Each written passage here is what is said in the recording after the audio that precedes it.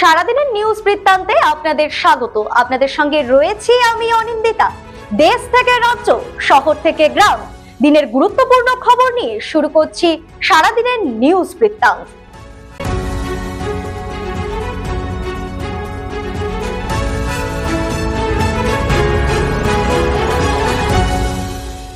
সারাদিনের নিউজ বৃত্তান্ত নিবেদন করছেন পেন জুয়েলার্স, সোনা যা সর্বক্ষণের।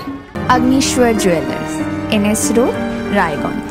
শ্রী ঢাকা জুয়েলার্স, আভিজাত্যের গয়না। ত্রিনয়নী জ্যোতিষ কার্যালয়, শ্যামপুর মোড়, দেবীনগর, রায়গঞ্জ। এবার আর মিরাকেল ঘটল না। 11ই নভেম্বর একইভাবে ছড়িয়ে পড়েছিল ধর্মেন্দ্রর মৃত্যুর সংবাদ। তবে গোটা দেশের প্রার্থনায় সেবার মৃত্যুর মুখ থেকে ফিরে এসেছিলেন তিনি। তবে এবার আর ফেরা হলো না। সোমবার গোটা ভারতের বুকে নেমে এলো অন্ধকার। এদিন সকালে শেষ নিঃশ্বাস ত্যাগ করলেন কিংবদন্তি অভিনেতা ধর্মেন্দ্র। জাতীয় সড়কের পাশে দাঁড়িয়ে থাকা চাল বোঝাই লরির পিছনে ধাক্কা পাথর বোঝাই লরি দুর্ঘটনায় গাড়ির কেবিনে চাপা পড়ে মৃত্যু চালকের ও আশঙ্কাজনক অবস্থায় খালাসি। জানা গিয়েছে, এদিন চাল বোঝাই লরিটি জাতীয় সড়কের ধারে দাঁড়িয়েছিল। সেই সময় রায়গঞ্জমুখী একটি পাথর বোঝাই লরি দ্রুত গতিতে এসে নিয়ন্ত্রণ হারিয়ে চাল বোঝাই লরির পেছনে ধাক্কা মারে। দুর্ঘটনার ফলে পাথর বোঝাই লরির কেবিন দুমড়ে মুচড়ে যায়। কেবিনে আটকে পড়েন চালক ও খালাসি। খবর ঘটনাস্থলে ছুটে আসে ইটাহার থানার পুলিশ ও স্থানীয় বাসিন্দারা। জেসিবি দিয়ে দীর্ঘক্ষণের চেষ্টায় পুলিশ ও স্থানীয়রা চালক ও খালাসিকে কেবিন থেকে উদ্ধার করে। খালাসিকে আশঙ্কাজনক অবস্থায় সরাসরি রায়গঞ্জ মেডিকেলে ভর্তি করা হয়। অন্যদিকে চালককে ইটাহার গ্রামীণ হাসপাতালে নিয়ে আসলে চিকিৎসকরা তাকে মৃত বলে ঘোষণা করেন। সাপের ছোবলে মৃত্যু হলো রায়গঞ্জ মেডিকেলে এক 7 বছরের শিশুর। ঘটনায় শোকের ছায়া সোহারই এলাকায়। সোমবার দেহ ময়না তদন্তের জন্য পাঠানো হয় রায়গঞ্জ মেডিকেলে। সেদিন দুপুর আনুমানিক 1টা নাগাদ পরিবারের সঙ্গে কথা বলে জানা যায়, মৃত শিশুর নাম নিশা বর্মন, বয়স 7, বাড়ির রায়গঞ্জ থানার সোহারই মোড় এলাকায়। পরিবারের দাবি, রবিবার দুপুরে বাড়ি থেকে বেশ কিছুটা দূরে নিজেদেরই মুদিখানার দোকানে খেলছিল শিশুটি। সেই সময় মাটিতে কোনো প্লাস্টিক তুলতে গেলে হাতে ছোবল দেয় সাপ। প্রথমে কেন বুঝতে পারেনি শিশুটি, মাথা ঘুরে মাটিতে পড়ে গেলে তাকে তড়িঘড়ি রায়গঞ্জ মেডিকেলে নিয়ে আসে চিকিৎসাধীন অবস্থায়। রাত আনুমানিক 11:30 নাগাদ মৃত্যু হয় তার। প্রতিদিনের প্রতি মুহূর্তের খবরের আপডেট পেতে চোখ রাখুন নিউজ বৃত্তান্তের ফেসবুক পেজে। সাবস্ক্রাইব করুন নিউজ বৃত্তান্ত ইউটিউব চ্যানেলকে।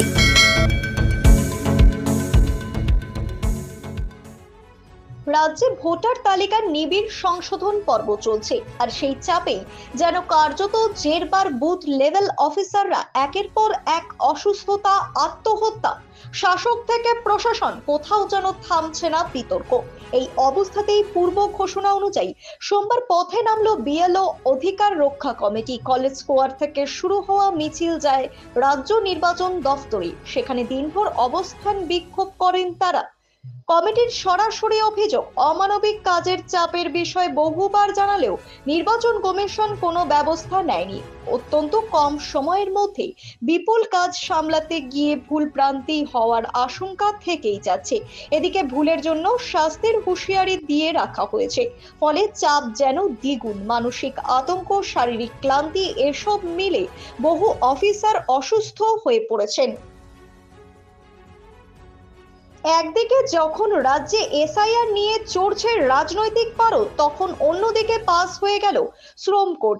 দেশ জুড়ে বাম দলগুলি দাবি করছে এই শ্রম কোড শ্রমিক স্বার্থ বিরোধী।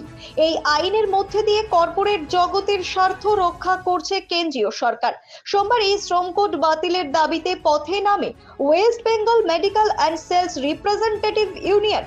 রায়গঞ্জের ঘড়ি মোড়ে এই প্রতিবাদ সভায় উপস্থিত ছিলেন সংগঠনের সদস্যরা। কর্মসূচি থেকে দাবি তোলা হয়, শ্রম কোড বাতিল করে সেলস প্রমোশন এমপ্লয়ি আইন পুনরায় চালু করুক কেন্দ্রীয় সরকার।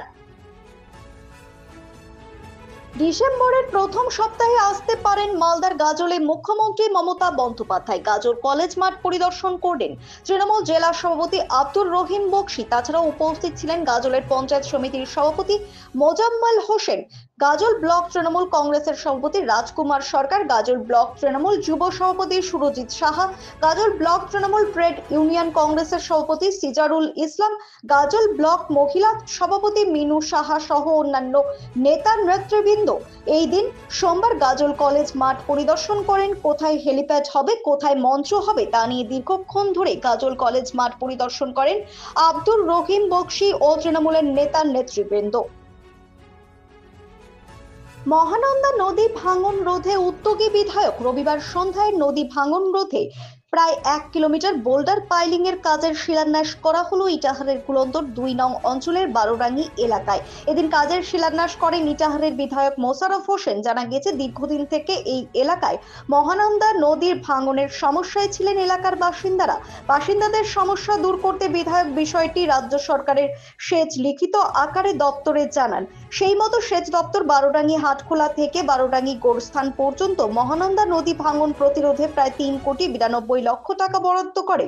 এদিন এই কাজের শিলান্যাস করেন বিধায়ক। এছাড়া উপস্থিত ছিলেন 2 জেলা পরিষদ কর্মাধ্যক্ষ কার্তিক দাস ও সুন্দর কিসকু, পঞ্চায়েত সমিতির সভাপতি রীনা সরকার, পঞ্চায়েত সমিতির সহকারী সভাপতি মজিবুর রহমান, প্রধান পারভিন আক্তার বানু সহ অন্যান্যরা। সারাদিনের নিউজ বৃত্তান্ত আজ এই পর্যন্তই। সঙ্গে থাকুন, দেখতে থাকুন, চোখ রাখুন নিউজ বৃত্তান্তে। নিউজ বৃত্তান্ত, হলুদ নয়, স্বচ্ছ।